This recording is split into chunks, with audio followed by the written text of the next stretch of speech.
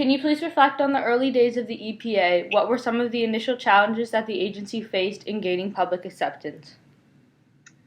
So, EPA was started in 1970.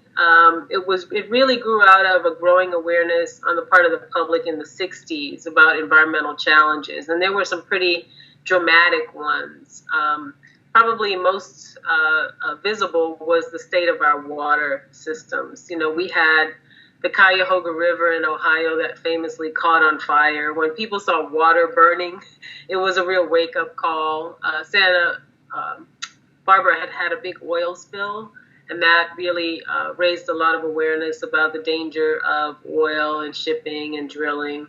And then there were issues around air pollution. I spoke to someone not long ago who grew up in Pittsburgh, and he said their game when he was a little boy is they would drive from the suburbs into Pittsburgh and see who could find a building first because the smog was so bad. So EPA, starting in the 70s, really the challenge was to show the American public that this brand new agency was going to make real changes to improve environment. Oh, that sounds excellent. So what were the specific groups or industries that opposed the initial formation, and what were their arguments? Well, keep in mind I was 8 years old. The first EPA administrator, Bill Ruckelshaus, has a great blog online that you can check out. They interviewed him as part of sort of an oral history of the EPA. But I think it was probably mixed. I think even today, that is what I'd say. There are those industries who understand and appreciate that it's really not smart to try to ask people to accept high levels of pollution or dangers or even low levels if they're a threat to people's health. And then there are others who decide to try to see how long they can forestall the inevitable or whether they can get around it with lawsuits or other things, or congressional action is becoming a big issue now. So I think just like back in those days, there were industries and still are who understand that we just need clear regulatory standards. They need to be fairly enforced, one standard. And hopefully more and more people see that. And that's, of course, going to depend a lot on your generation. But I think it's really, really important. Okay, so can you share your sentiments on why President Nixon launched the EPA? Sure. I think in some ways it all comes back to public outcry and fervor. Back in those days, because of, the state of air pollution and the state of water pollution, the public they were no longer having it. They were not interested in excuses. They understood that, yes, there were some existing programs in place at the state level. There were also some federal statutes, but there wasn't enough accountability. There wasn't enough enforcement. They weren't seeing the results. There was a strong belief that you needed an independent agency and actor to enforce laws. And President Nixon created EPA by executive action. So he didn't go to Congress, and instead, he reorganized the government to make a new executive bureau out of a lot of existing ones that would be solely in charge of protecting human health and the environment. And I think that was a really important moment. A lot of people say that it wasn't necessarily because he was a fervent environmentalist that he did it. He did it because he could not afford to ignore the issue. He would not have been reelected. He was concerned about public opinion swaying against him. Of course, history now tells us that there were other issues that eventually impacted his legacy. Okay. Can you discuss the major successes of the EPA during the 1970s, especially the Clean Air, Clean Water, and Resource Conservation and Recovery Acts? Sure, I'm thrilled to. I think in a lot of ways it's a generation of extraordinary environmental change and progress, and we take it for granted in this country. And the reason we take it for granted is because we just assume these laws have always been here. But before 1970, we didn't have a Clean Air Act. We didn't have a Clean Water Act. We didn't have a statute, as we do with the Resource Conservation and Recovery Act, to govern the management of garbage and toxic and hazardous waste in our country. People could dispose of them as they saw fit. Later on came laws to deal with toxic substances in our products so that you couldn't import a new toxic chemical or any chemical without showing whether or not it was safe. So all those laws happened in the 1970s. And by the fervor of people and the activism of people, they passed either unanimously or close to it unanimously.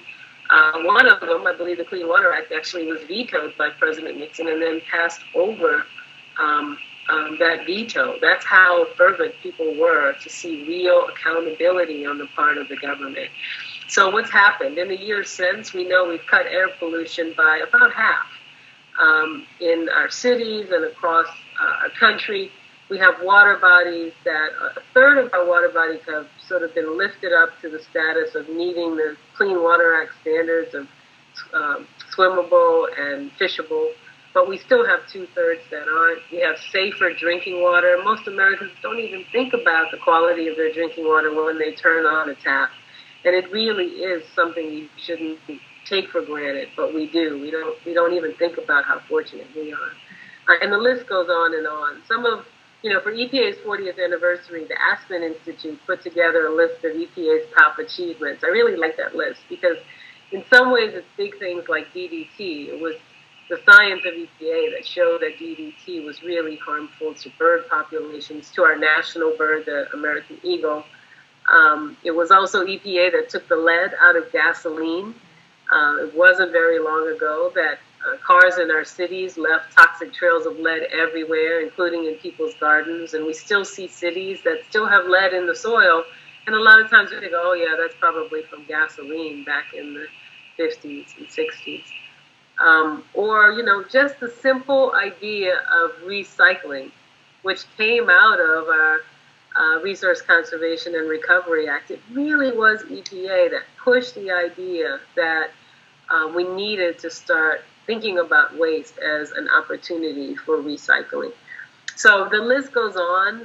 I certainly have my favorites. I think the work that's been done to clean up our fuels, especially has made a huge difference. In our cars, if you think about it, we've doubled the number of cars since 1970, but even though we've doubled that number of cars, we put out the same amount of pollution or less than half the number before. So what that shows is an incredible history of success, an incredible history of innovation. We've learned how to do things and protect the environment better and cheaper and faster. And we've got an extraordinary benefit for the American people, between $20 and $30 of benefit for every dollar spent under the Clean Air Act, for instance.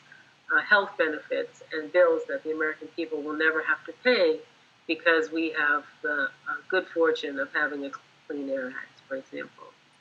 Wow, so definitely have had a big impact today as well. Yeah. Has there been increased scrutiny on the cost of environmental regulation? Can you discuss cost versus benefits and how you approach that equation during your tenure? Sure, absolutely. Over the course of the 40 years, I think there's not an EPA administrator who wouldn't look back at their tenure and say, during my tenure, people became even more concerned about the cost of regulations. Back in the 1970s, for instance, when the Clean Water Act passed, the goal was fishable, swimmable waters across the country in 20 years. When we passed the Superfund laws to clean up toxic waste sites, we thought $1 billion or $2 billion and we'd have it covered. We now know that that's not anywhere near what it's going to take to deal with some of our challenges, and we have new ones. So I think one of the issues is making sure that the American people know that we're not trying to regulate just because, but that when we do our regulations, we do both cost analysis and a benefits analysis. And that's been in place, I believe, since President Clinton was president, when he issued an executive order requiring that all new federal regulations, including environmental regulations, go through a pretty rigorous cost-benefit screening. In recent years, in the last 4 years, I think, led by conservative voices in the government, there's been increased scrutiny, again, on the benefits and costs of environmental regulations. I think that that's fair. It's fair for anyone to ask a question to make sure that the rules that are being put in place have real, accountable benefits for people. But I also think that we have to make sure that we balance that against not using economic analyses to thwart public health protections. Because remember, the benefits are felt by the general public in the form of healthier lives, stronger children, the ability to have fewer lost work days, lower medical bills, fewer days away from work to go to the hospital, deal with things like asthma or chronic pulmonary disease. But the costs are oftentimes borne by specific sectors in industry, and they have lobbyists. So it's important to make sure that the cost-benefit analysis are done fairly and to the best of our ability, but not to allow the special interest voices in Washington to only complain about the costs when the citizens of our country don't have a voice to represent them on the benefits. That's EPA's job. Okay, wow. So what were the highlights of your tenure as EPA administrator? Oh, it's been about a month since I left, and so reflecting back, there's a couple that I like to talk about. Certainly, in December of 2009, we finalized our scientific finding that greenhouse gases endanger public health and welfare. That sounds trivial to most people who accept the fact that the climate is changing and that it's man-made emissions of carbon dioxide and methane and other greenhouse gases that are helping to accelerate climate change. But it's still an issue where if you go inside the Washington Beltway, you hear an incredible amount of argument about it. But I was proud that I was the administrator when we made that scientific finding. I am a scientist by training. I'm not a climate scientist, but I trust the work of the overwhelming majority of scientists out there who say that these emissions are causing our climate to change in ways that can be very damaging to our health and our welfare. That finding is scientific, but out of it grew one of the president's initiatives, which was to double fuel efficiency for American-made and sold automobiles between now and 2025. And that's just great environmental policy, great environmental stewardship, because every time your car goes further on a tank of gasoline, that's less gasoline or diesel or even electricity that you have to use. And since most of our power in this country, certainly gasoline is a fossil fuel, but since most of it comes from fossil fuels of one kind or another, that means less burning of fossil fuels, and that means no matter how clean, not burning a gallon of gas is still better than burning even the cleanest fuel. So seeing environmental policy at work for the American people like that means cleaner skies, but it also means that we're going to use, billions of barrels less oil over the next coming years. And that's oil we won't have to import or produce, and it makes our nation's economy stronger as well. So that's my favorite. My absolute favorite, though, is expanding the conversation on the environment and working for environmental justice.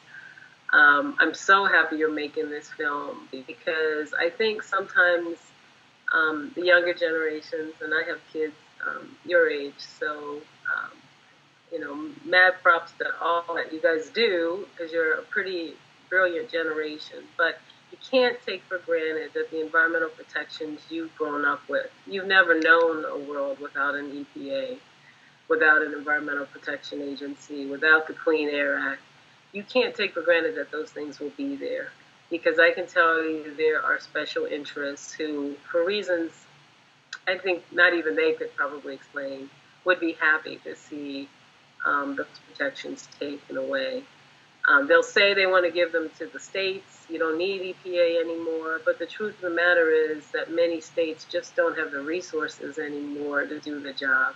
And if we take away the environmental cop on the beat, it's our health that will suffer. So we spend a lot of time working to reach new groups, people of color, communities that have long times been economically disadvantaged, that also sometimes feel as though, not feel, but in actuality experience more pollution because poorer communities are near landfills and incinerators and power plants and refineries. And also reaching out to the younger generation who are really inspired to do something on climate change and clean energy and reduction of toxics, all the issues that inspire your generation. Because if you're not active, I can tell you, just like it was activism that started the EPA in 1970, if we don't have activism, we won't have an EPA in 2070. And that's sad to say, but it's the truth. Yeah. Do you think that's one of the biggest challenges that the EPA faces going forward? I think EPA's challenges going forward are to assure the American people of the integrity of the science. There are a lot of folks out there attacking the integrity of EPA science. I'm not going to say EPA scientists get it right 100% of the time. I think they tend to err on the side of being cautious, and some people don't like that. And I also think that it's important for the American people to believe that EPA operates independently. And the darkest times in EPA's history, say during the administrator Ann Gorsuch's time, were when the American people came to believe that special interests were controlling the EPA. Or even more recently, when EPA scientists wanted to put out a scientific finding on climate change and they were stopped by the White House under President George W. Bush. So it's really important that EPA always put forth its best science.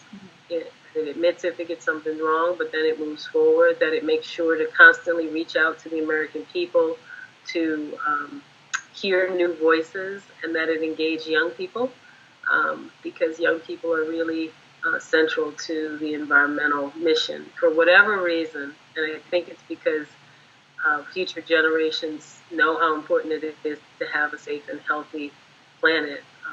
And you're a pretty connected generation. But young people have always carried the load in the environmental movement.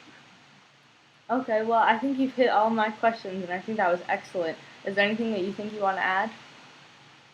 Now, again, I just want to make sure that as many people see your film as Mhm. possible. I wish you the best of luck Thank because what you. you're doing is so important. It's really important that we don't take for granted our environmental progress. And we really only have to look at some of our far-flung neighbors in the world to see what happens and what we used to look like not so very, very long ago. Incredible progress in just about 42 years. And it's probably one of the most successful government programs ever, and probably one of the most cost-effective things the American people have ever done was to pass the Clean Air Act and the Clean Water Act. And they're very, very vital.